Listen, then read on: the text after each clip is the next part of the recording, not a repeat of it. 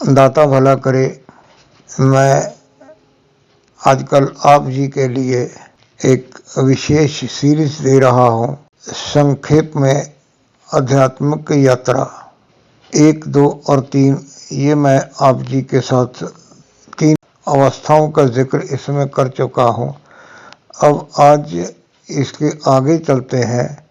अभी हम जो कुंडली शक्ति का जिक्र करके आए हैं, सूक्ष्मता का जिक्र किया है, त्रिकुटी का जिक्र किया है और 7वें द्वारे का जिक्र किया है, जहाँ पर मैंने ये कहा है कि वहाँ पर पहुँचते पहुँचते सिद्धियाँ मिल जाती हैं, थर्ड आई मिल जाती है।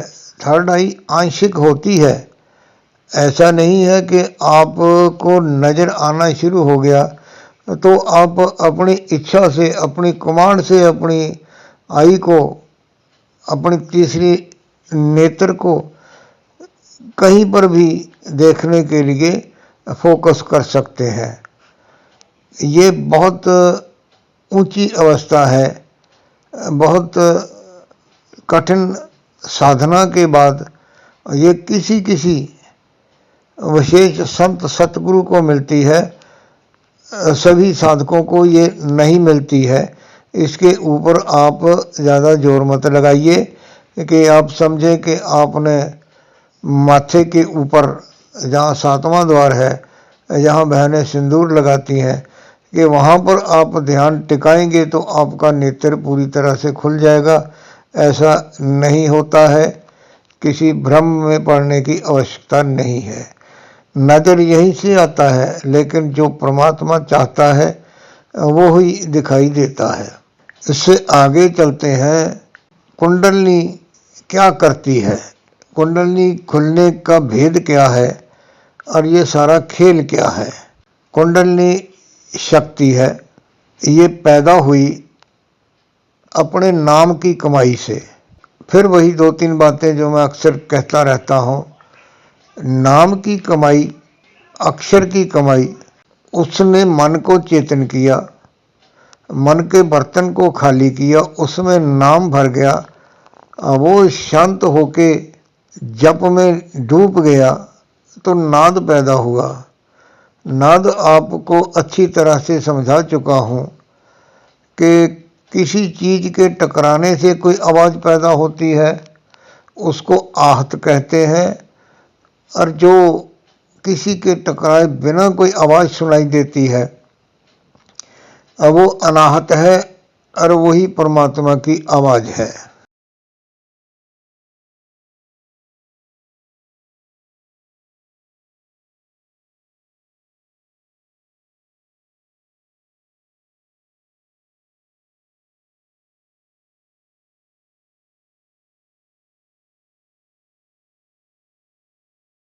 इसको समझने के लिए साइंस ने बहुत वर्ष इसके ऊपर काम किया और नासा ने ये खोज निकाला है कि ब्रह्मांड में एक आवाज़ गूंज रही है और वो आवाज़ जो है एक धमाके के बाद पैदा हुई। और वो उस धमाके को मानते हैं कि जब ब्रह्मांड की रचना हुई तब एक शोरदार जो है धमाका हुआ, यानी कि ब्लास्ट हुआ। उसके बाद जो है ना ये आवाज़ पैदा हुई। लेकिन अध्यात्म में ये आवाज़ अंदर जो हमारे सूक्ष्म तत्व हैं उनसे पैदा होती है। मैं पहले भी अपनी एक ऑडियो में जिक्र कर चुका हूँ कि हमारा जो ये शरीर है इसको स्थूल शरीर कहते हैं। इसके अंतर में जो है उसको सूक्ष्म शरीर कहते हैं।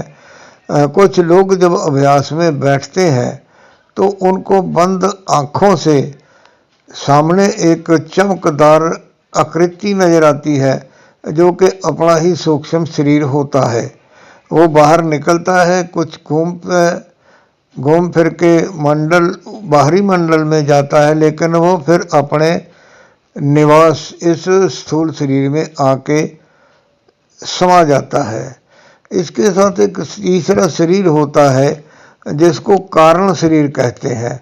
कारण शरीर के मायने ये है कि जो भी हम करते हैं अपने मन से करते हैं, मस्तिष्क से करते हैं, विचार से करते हैं, बुद्धि से करते हैं, हाथों से करते हैं, नज़रों से करते हैं, जबान से करते हैं, और वो सब उसमें रिकॉर्ड होता जाता है। उसी से हमारे कर्म बनते हैं, जिसके अनुसार जो है वो अगला जन्म बनता है।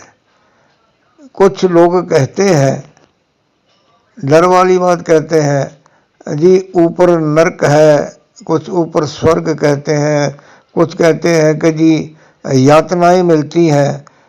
अरे सोचो विचारो कि यातनाएं अगर मिलती हैं तो मिलती किसको है? ये जो सूक्ष्म शरीर है ये ऊपर जाएगा, आत्मा ऊपर जाएगी, इसके साथ कारण शरीर जाएगा। दर्द किसको होता है? ये स्थूल शरीर को, ये तो यही रह जाएगा।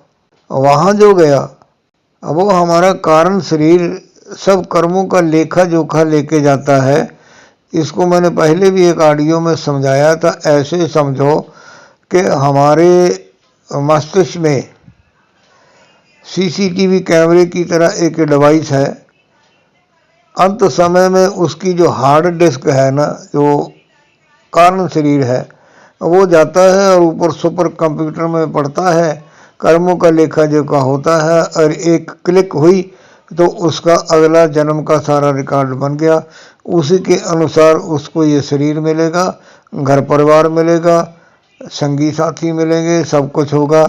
लेकिन उसमें एक जो प्लस पॉइंट साथ जाता है, अब वो है कि जो हमारी बंदगी है, जो हमने साधना की है, जिस ढंग से की है, यानी जिस योग के कारण को अपना के हमने साधना की है, आत्मा को परमात्मा के साथ जोड़ने की क्रिया की है, यानी योग जोड़ने को कहते हैं।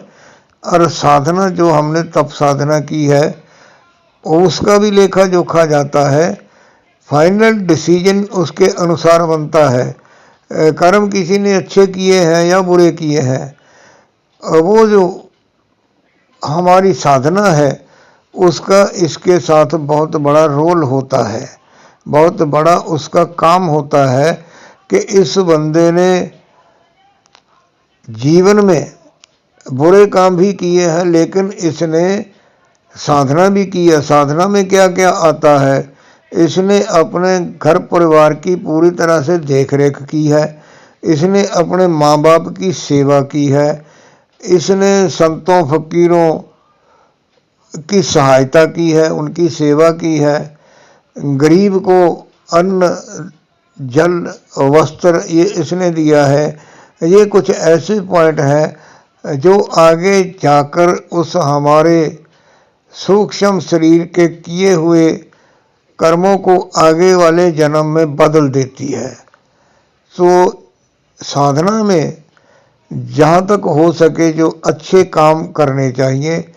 और अब इसके आगे जहाँ छोड़ा था कि ये जो 7वां केंद्र है, यहाँ पर सभी कुछ रिकॉर्ड होता है, यहीं पे दिखता है, और यहीं पर जो है हमारे नाम की कमाई एकत्रित होती है।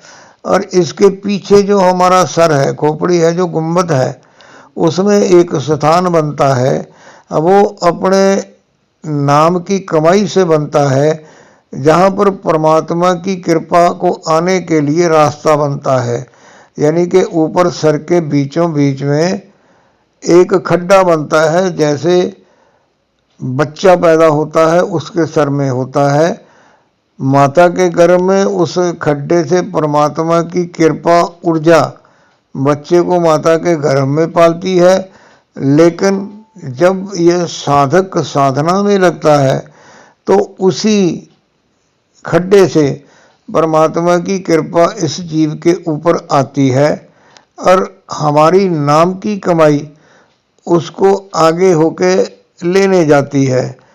यहाँ पर प्रकाश पैदा होता है। उसको सादी सी सरल भाषा में मैकेनिकली समझिए। आप लोगों ने, बहुत से साथियों ने वेल्डिंग देखी है।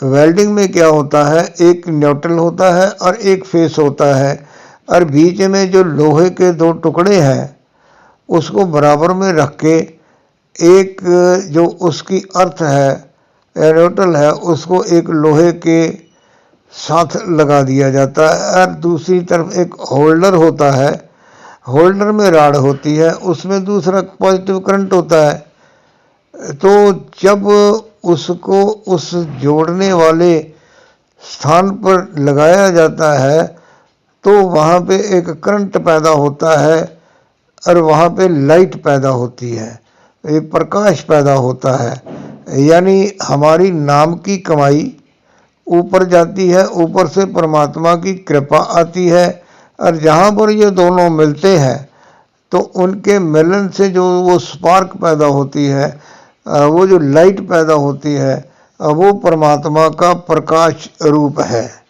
और वो जो है एकदम से इस साधक को पूरी तरह से नज़र नहीं आता, क्योंकि वो वेल्डिंग की तरफ अगर देखते हैं ना तो कहते हैं कि आंखें उसको झेल नहीं सकती, तो वेल्डिंग करने वाला अपनी आंखों के आगे एक काला शीशा लगा के तो उसको देखता है।